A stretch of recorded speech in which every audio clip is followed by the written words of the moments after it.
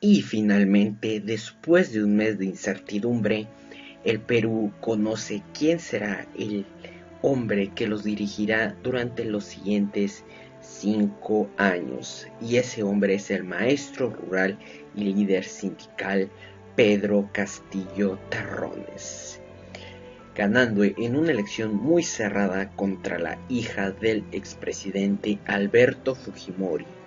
Y es por eso que hoy haremos un análisis donde conoceremos al próximo presidente de Perú y sus propuestas, pero además conoceremos el escenario político, ya que como sabemos, Perú ha atravesado por una crisis política muy grande, en la cual se ha visto sacudido tremendamente y que ha llevado a muchísimos de sus anteriores expresidentes a la cárcel e incluso uno a suicidarse. Es por eso que hoy conoceremos el campo que le depara al próximo presidente de Perú. Así que comencemos con este video.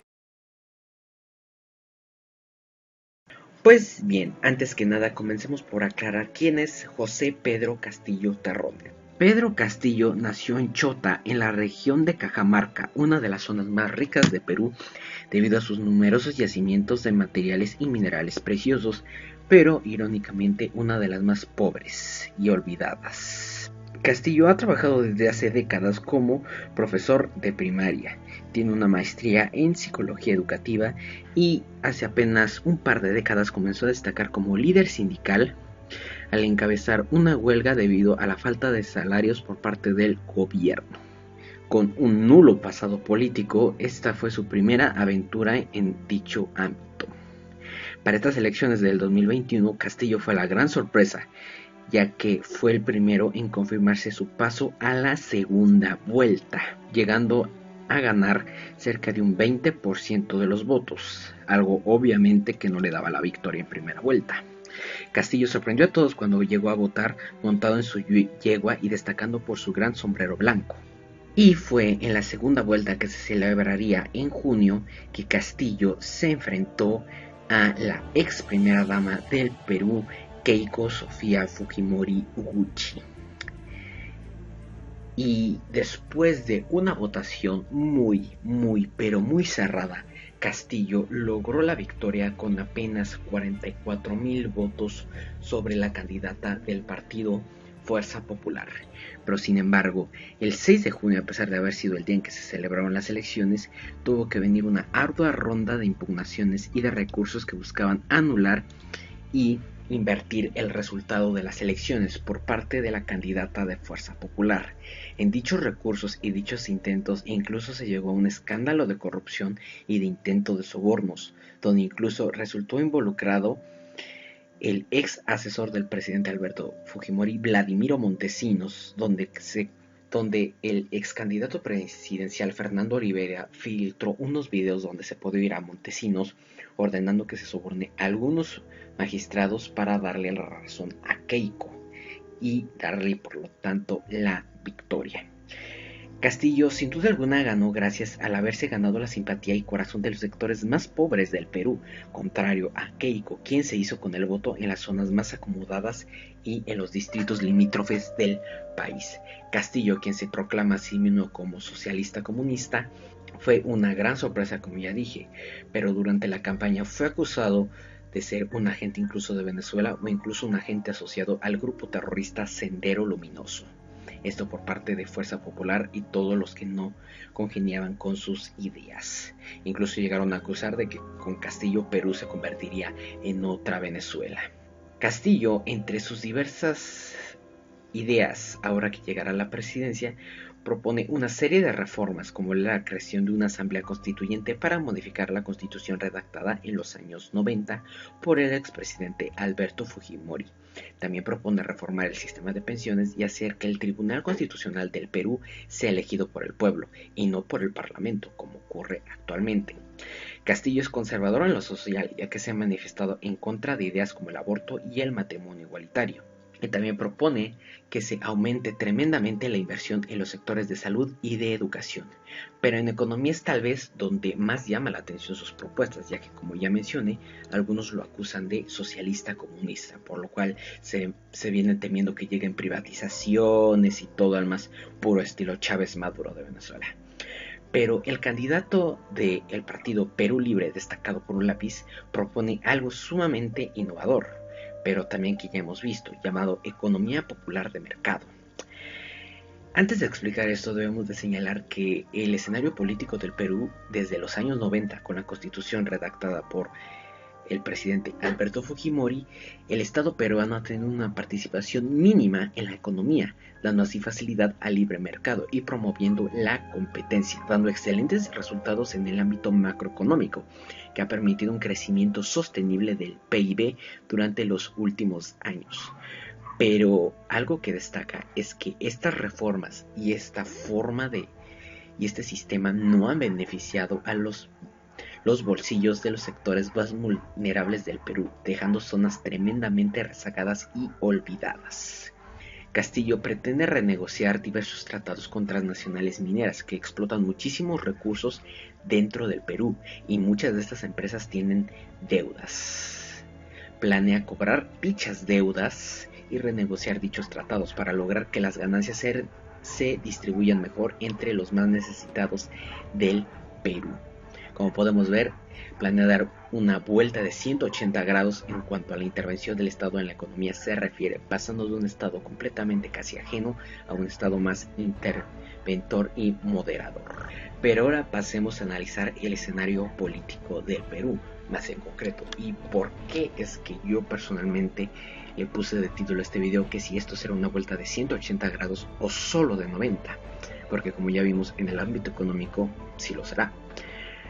Pero la razón por la que digo que puede ser de apenas 90 grados es porque el señor Pedro Castillo Terrones no llegó a un escenario nada sencillo, ya que llega al mismo escenario al que llegaron otros mandatarios que no acabaron nada, pero nada bien. Literalmente existe el riesgo de que en Perú se repita tremendamente la historia. Para explicar esto nos debemos de remontar a 2016, cuando Pedro Pablo Kuczynski ganó las elecciones contra Keiko Fujimori, con una diferencia de apenas 60,000 votos, así que podemos ver qué tanto ha crecido Keiko en estos años. Pero sin embargo, Kuczynski tuvo tal vez la victoria más agridulce en la política peruana. Cuando llegara a la presidencia se topó con un parlamento gobernado por el partido Fuerza Popular y por el fujimorismo en general, un parlamento que no perdió la oportunidad para sabotear todos los planes del nuevo presidente. La guerra entre el parlamento y el poder ejecutivo estaba totalmente declarada. Esta guerra desgastó al presidente, quien afligido y para colmo, acusado de numerosos negocios sucios de lavado de dinero y de aceptar sobornos por parte de la empresa Odebrecht, los cuales quedaron evidenciados en los famosos Kenji videos, Kuczynski dejó la casa de Pizarro en 2018. Pero la guerra entre el parlamento fujimorista continuó e incluso se agudizó aún más con el nuevo presidente del Perú, quien era el vicepresidente de Pedro Pablo Kuczynski y quien en 2018 pasó a llevar las riendas del país andino, Martín Vizcarra. Martín Vizcarra gozaba de una enorme popularidad y usó una facultad que da la Constitución peruana al Poder Ejecutivo, y esta consiste en disolver el Congreso. Esto con el objetivo de lograr, si bien no tener una cámara completamente de su lado, sí restarle poder al fujimorismo. Pero sin embargo, esto no lo logró, ya que en las elecciones para Congreso celebradas, literalmente el fujimorismo solamente regresó en diversos colores, ya que nuevamente, aunque Fuerza Popular perdió escaños, diversos partidos que eran derivados o aliados de este seguían conservando la mayoría y siguieron boicoteando diversos proyectos del nuevo presidente Martín Vizcarra. Ante esto, el nuevo Congreso, como ya dije, aún siendo gobernado por el fujimorismo, volvió a declarar la guerra, y esta se volvió aún más total cuando el Congreso acusó a Vizcarra de tráfico de influencias y lavado de dinero. En 2020, obviamente, la situación económica del país se vio agudizada y afectada por la pandemia. Y fue en septiembre de dicho año que la política de Perú sufrió su primer cisma, cuando Vizcarra se enfrentó a un primer intento de vacancia. Vizcarra, recibiendo estas acusaciones de tráfico de influencia y de sobornos, literalmente retó al Congreso a retarlo. Él dijo tener la conciencia tranquila y que si lo querían, que allí estaba para ellos. Vizcarra, ante esto, salió victorioso, pero sabía que no pasaría mucho tiempo para que el Parlamento volviera a hacer su jugada. Pero él intentó hacer la suya. Desafortunadamente, salieron unas pruebas un poco más claras, pero algo que cabe destacar es que las acusaciones contra Vizcarra no han sido en nada concretas y ningún tribunal las ha aceptado, y de hecho el proceso en su contra apenas se encuentra en etapa preliminar.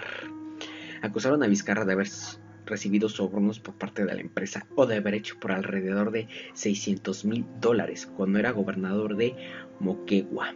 Y fue gracias a esto que en noviembre del 2020 que Vizcarra finalmente fue sacado del poder. La moción de censura tuvo éxito y en noviembre del 2020 Vizcarra dejó el mando y el nuevo presidente del Perú fue el presidente del Congreso, Manuel Merino de la Lama. Merino al llegar se enfrentó con un gran y enorme rechazo popular, tanto que la gente salió a protestar a las calles, ya que esto fue calificado como un intento, o no más bien intento, como un total golpe de estado, ya que para bien o para mal, Vizcarra había sido elegido por el pueblo, mientras que Merino no. La gente se lanzó a las protestas más grandes vistas en la historia del Perú reciente y Merino respondió reprimiendo violentamente dichas protestas, lo cual causó un saldo de numerosos heridos y 5 muertos. El gobierno de Merino literalmente duró menos de una semana.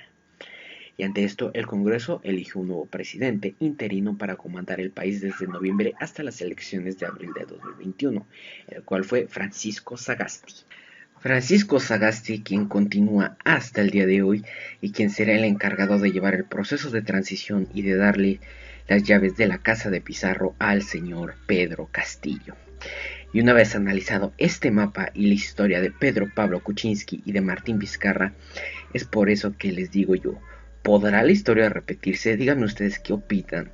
¿Creen que Castillo pueda sufrir exactamente el mismo destino que sufrieron estos dos exmandatarios de caer ante el Congreso fujimorista, o creen que Castillo pueda mantenerse a flote y lograr hacer todos los cambios que propone dialogando con los demás partidos? Curiosamente, algo que le podría servir a Castillo es algo que muchos veían como su debilidad, podría ser su fortaleza, ya que Castillo no cuenta con un pasado político, por lo cual podría resultarle muy difícil para el Congreso buscarle algo sucio, o me atrevería a decir inventarle algo sucio. Ya veremos en los próximos años si es que Pedro Castillo por fin logra hacer los cambios que se propone y mejorar la situación política, económica, social y sanitaria del Perú. Pues bueno, esto ha sido todo por este video. Comenten ustedes qué opinan de Pedro Castillo, si creen que pueda sufrir el mismo destino que Pedro Pablo Kuczynski, que Vizcarra, qué opinan de él personalmente y de sus propuestas. Sin más que decir, les invito a compartir este video con sus amigos, a darle like y a seguirnos en nuestra página de Facebook donde estuvimos informando sobre todo lo concerniente a las elecciones y demás noticias de carácter internacional. Sin más que decir, nos vemos en el próximo video. Adiós.